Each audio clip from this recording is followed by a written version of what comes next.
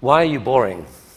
Yeah, I ask myself that frequently. A lot of people dreaming about future cities, they imagine that actually the solution is sort of flying cars, drones, etc. You go above ground. Trying to dig a hole under LA, a 3D network of tunnels to alleviate congestion. I think one of the most soul-destroying things is traffic.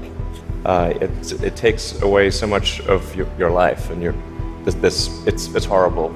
There's no speed limit here, so we're designing this to be able to operate at 200 kilometers an hour, about 200 kilometers an hour, or about 130 miles per hour.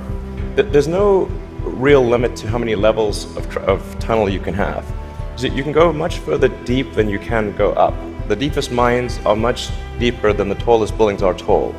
I mean, you started Tesla with the goal of persuading the world that electrification was the future of cars. Yeah. Cross country from LA to New York by the end of the year, fully autonomous. By the end of the year, you're saying someone's going to sit in a Tesla without touching the steering wheel, tap in New York, off it goes, won't have to ever touch the wheel by the end of 2017. We should be able to go from, all the way from a parking lot in California to a parking lot in New York, no controls touched at any point during the entire journey. So this is allowing you to dream of this really ambitious idea of sending like many people to Mars in 10 or 20 years time, I guess. In the next 20 years.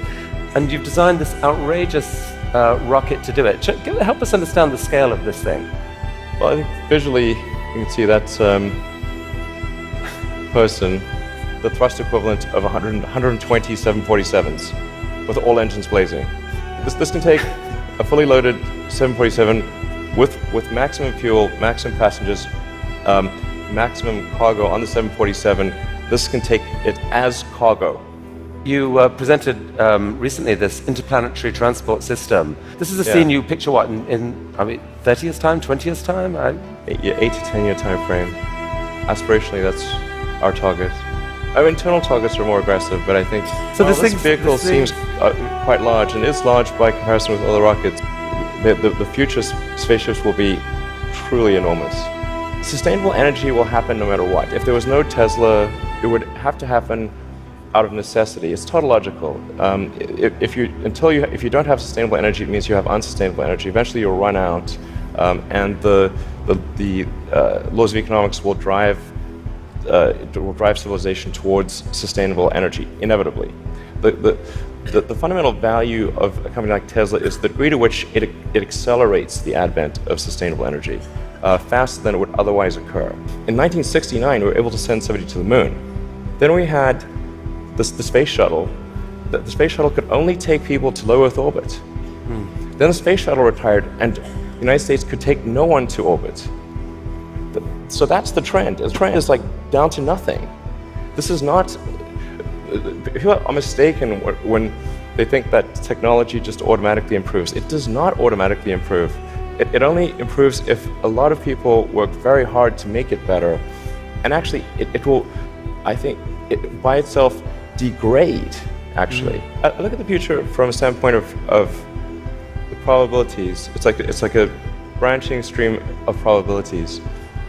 And there are actions that we can take that affect those probabilities, or that accelerate one thing or slow down another thing, introduce something new to the probability stream. That in your mind you dream this stuff, you dream stuff that no one else would dare dream, or no one else would be capable of dreaming at the level of complexity that you do. The fact that you do that, Elon Musk, is a really remarkable thing. It's important to have a future that is inspiring and appealing. I mean, I just think that there have to be reasons that you get up in the morning and you want to live. Like, why do you want to live? What's the point? What inspires you? What do you love about the future? And if we're not out there, if the future does not include being out there among the stars and being a multi-planet species, I find that it's incredibly depressing if that's not the future that we're going to have. I'm not trying to be anyone's savior. That is not the. I'm just trying to think about the future and not be sad. You'll tell me if it ever starts getting genuinely insane.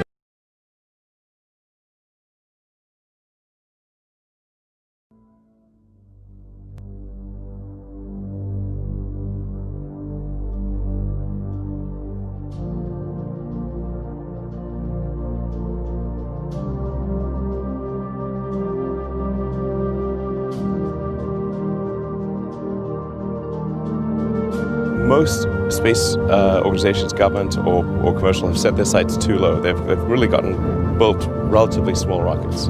And Falcon Heavy is the first time that there's something that's arguably even in the super heavy class, or somewhere between heavy and super heavy. 5 million pounds of thrust is really crazy amount of power.